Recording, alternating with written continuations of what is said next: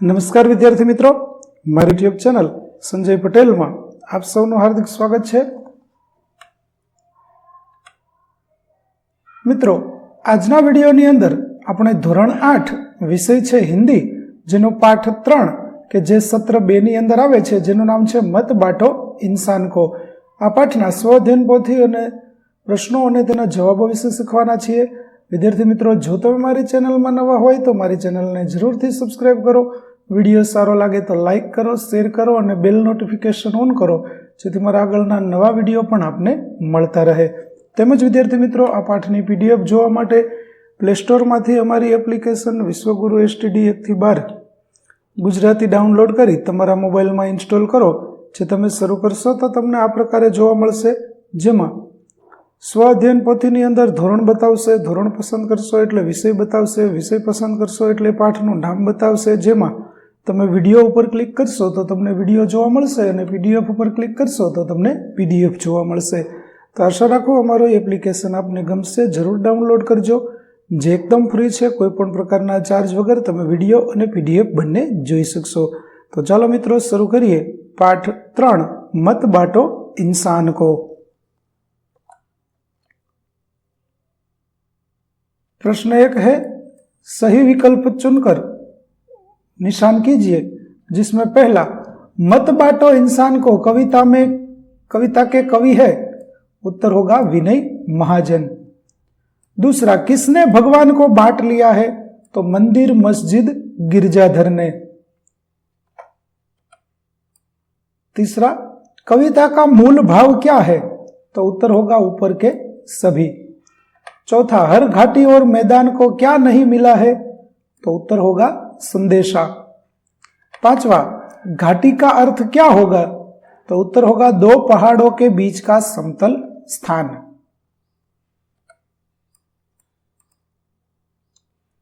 प्रश्न 6, इनमें से पहरा का पर्यायवाची शब्द है, तो पहरा होगा यानी सुरक्षा। 7वां, बंदी का विलोम शब्द होता है मुक्त। 8वां, रोंद न पाएगा फिर कोई, पंक्ति पूर्ण कीजिए, तो उत्तर होगा मौसम की मुस्कान को। 8वां, नील वितान कहाँ है, तो उत्तर होगा आकाश में। 10वां, कविता में कौन सा मूल्य नहीं है, तो उत्तर होगा आपस में झगड़ना।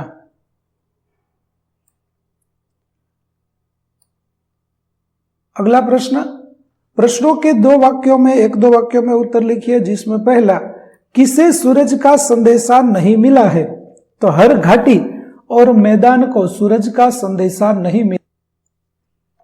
दूसरा, कविता में किसे न बांटने की बात कही है, तो कविता में इंसान को न बांटने की बात कही है। तीसरा, इंसान को कैसे रहने की सलाह दी गई है, तो इंसान को हिल मिलकर रहने की सलाह दी गई है।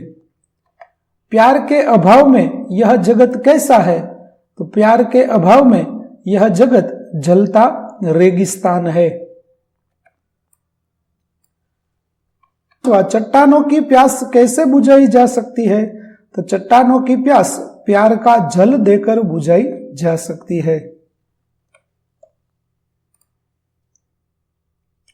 6ठा प्रश्न, यह कविता हमें क्या संदेश देती है, तो यह कविता हमें हिल मिलकर रहने का संदेश देती है।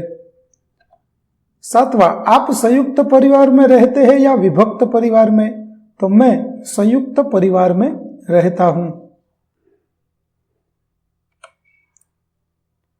प्रश्न 3, प्रश्नों के उत्तर लिखिए, जिसमें पहला प्रश्न, आप देश के विकास के लिए क्या क्या योगदान दे सकते हैं, और दूसरा है, भारत देश की एकता, प्रगति और शान व्यक्त करने वाले किसी एक गीत की 5 पंक्तियां लिखिए।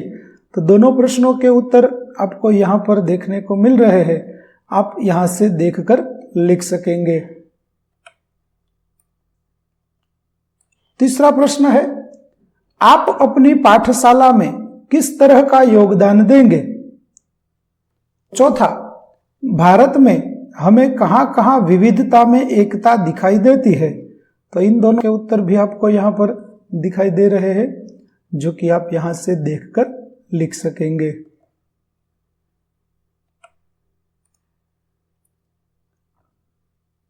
अगले पेज का जो प्रश्न है वह यहां पर अधूरा है, आप यहां से देख सकेंगे।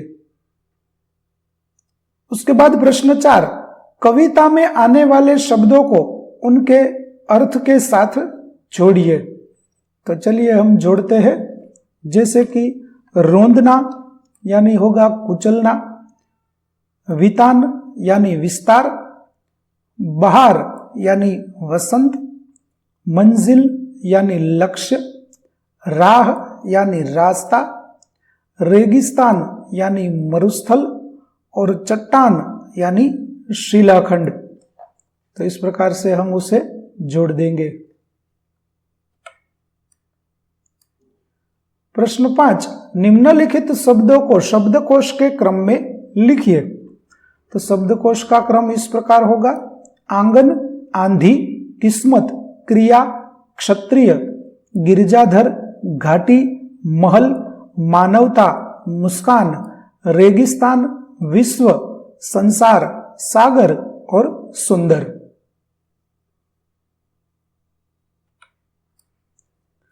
प्रश्न 6, काव्य पंक्तियों का भावार्थ लिखिए।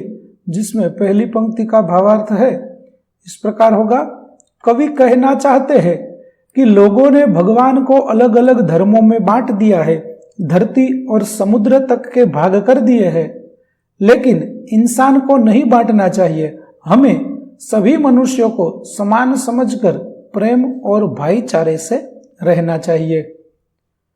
दूसरी पंक्ति का भावार्थ इस तरह होगा: धरती अब भी पहले की तरह हरी भरी है, ऊपर नीले रंग का विस्तृत आकाश भी पहले जैसा ही है, लेकिन दुनिया में प्रेम की भावना नहीं है। प्यार के बिना हरी भरी धरती वाला यह संसार भी जलते हुए रेगिस्तान जैसा है। प्रश्न 7, कोष्टक में से विलोम शब्दों की खोज करके उदाहरण के अनुसार विलोम शब्दों की जोड़ बनाइए। तो चलिए बनाते हैं। जिसमें सूरवीर का है कायर, इस प्रकार आसमान तो धरती, कोमल तो कठोर, शांति तो अशांति, देश तो परदेश, शत्रु तो मित्र, अंधेरा तो उजाला, आज तो कल, बंधक तो मुक्त और संयुक्त का होगा विभक्त। प्रश्न 8 है, अपूर्ण कहानी को पूर्ण कीजिए। तो रात होने पर मैं निकलता, सबको देता हूं शीतलता, तो मुझे देख सबके दिल बहलते, बच्चे मुझे पाने को मचलते, सब कहते हैं मुझको मामा, हर बालक है मेरा भांजा, यो तो मैं तारों का राजा। इस प्रकार हम अधूर काव्य पंक्ति को पूर्ण करेंगे। प्रश्न 9, प्रार्थना को पढ़िए और उसके आधार पर प्रश्नों के उत्तर लिखिए। तो यहां पर तुम ही हो माता, तुम ही पिता, तुम ही हो, यह प्रार्थना दी गई है। चलिए हम उसके आधार पर प्रश्नों के उत्तर देखते हैं। तो पहला, इस प्रार्थना में किसे याद किया गया है? तो इस प्रार्थना में भगवान को याद किया गया है। दूसरा, खेवैया शब्द का अर्थ क्या होता है? तो खेवैया शब्द का अर्थ है नाव चलाने वाला या मल्लाह। तीसरा, हम किसके सहारे संसार पार कर सकते हैं? तो हम ईश्वर के सहारे ही इस संसार को पार कर सकते हैं। चौथा, पुष्प का समानार्थी शब्द लिखिए। तो पुष्प शब्द का समानार्थी फूल, कुसुम, सुमन आदि है। पांचवा, शत्रु शब्द का विलोम शब्द दीजिए। तो शत्रु शब्द का विलोम शब्द मित्र है। प्रश्न 10, नीचे दिए गए सभी धर्म के पवित्र स्थानों के बारे में इंटरनेट पर से माहिती प्राप्त करके लिखिए। जिसमें पहला है माउंट मेरी चर्च, मुंबई। तो यह चर्च मुंबई के बांद्रा उपनगर में है। यहां पर प्रतिवर्ष भव्य मेला लगता है। अगला है तिरुपति बालाजी तिरुमाला। तो यह तमिलनाडु राज्य में हिंदुओं का प्रसिद्ध तीर्थ स्थल है। यहाँ भगवान वेंकटेश की मूर्ति है। इसके दर्शन के लिए प्रतिदिन हजारों लोग आते हैं। तीसरा, जामा मस्जिद दिल्ली। तो यह दिल्ली में है। ईद आदि त्योहार यहीं के निर्देश के अनुसार मनाए जाते हैं। यहाँ के इमाम का सभी आदर करते हैं। अगला है गोल्डन टेम्पल अमृतसर। तो यह पंजाब में सिख संप्रदाय का सबसे बड़ा और मुख्य गुरुद्वारा है। प्रतिदिन सैकड़ों देशी विदेशी पर्यटक यहाँ आते हैं। यहाँ का लंगर बहुत ही प्रसिद्ध है। पांचवा, उदवाड़ा अगियारी उदवाड़ा। तो उदवाड़ा अगियारी गुजरात के वलसाड जिले में स्थित है।